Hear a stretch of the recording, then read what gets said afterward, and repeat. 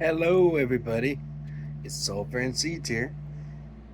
I wanted to make a new video.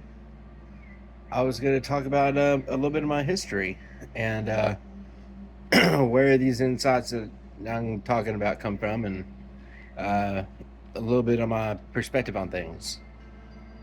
Well, younger years, like real young, I was always interested in space, aliens, stuff like that, and always wondered about the greater mysteries of things for some reason as a little kid, like why. Always asking why.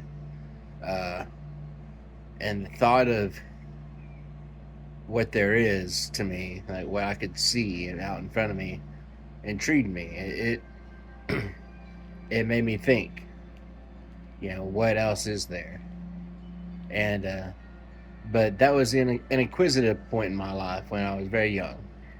As I got into adolescence and then a young man, I started to get addicted to drugs.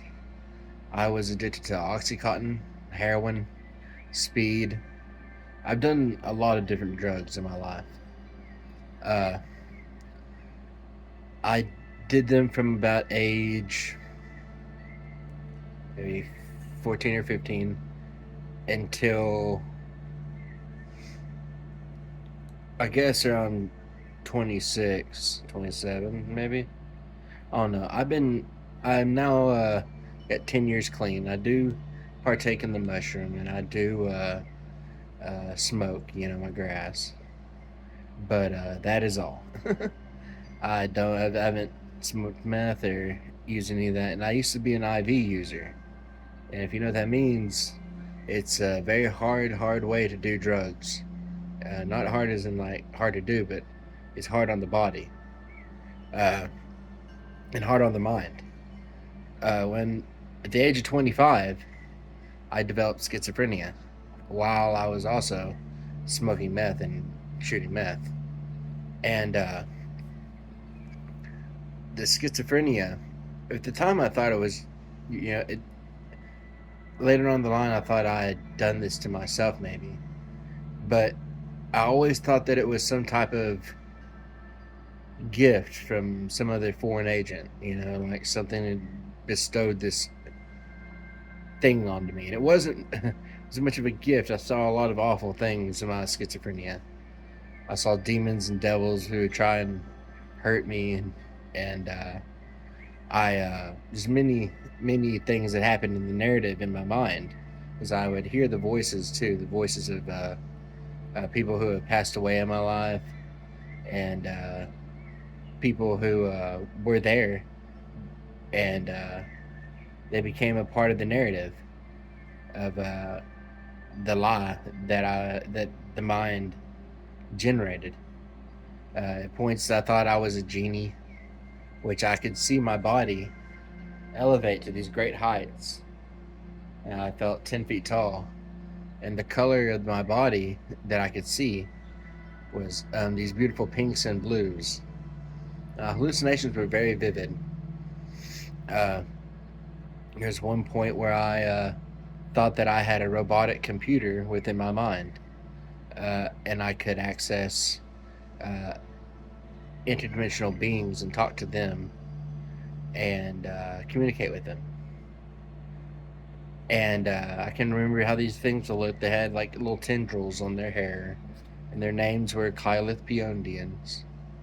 I recall all of it very vividly. But anyways,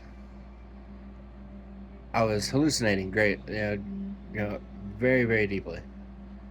So that's my first encounter with visions, and I got in trouble. You know, I uh, I stole something. I stole a violin from a music shop. I know I shouldn't talk much about my crime, I guess, but it doesn't really matter to me. I stole something, and they tackled me to the ground. Which instead of theft at that point, it became a robbery because there was a tussle. Whenever they put your hands on you, it becomes robbery. And the reason why I stole the instrument is because the voices in my head said that I could play any instrument fluently as long as I had the instrument in my hands. so I tried to steal it. Still, not a good thing to do. But I did uh, 2 years on a 4 in prison, and some a very good friend of mine named Anthony. He wrote me a letter and said that while I was in, right before I got out, and said, if you stay sober, we can hang out. We can still be friends. We can chill. Because he had gotten sober too while I was locked up, which was great, because he was, my running buddy. We used to do speed and all kinds of, bad drugs, and he had gotten clean. Well, I got out. I said, I'm going to be clean. I'm going to keep my promise to Anthony. And then, tragically, Anthony passed away. And it was pretty hard. And that was my first encounter with loss. And then, as fate would have it, I would encounter loss many, many, many times again within the following years. And I still have schizophrenia to this day. It doesn't go away. But after him, I had lost my friend Roger. And then after him, I lost my friend Travis. And these were like brothers to me. They were more than friends. And then I lost my mother. And then I lost Keith. So it's been a rough few years, And my main focus in my way of thought and the things that I talk about hinge on the fact of impermanence. And that is to say that,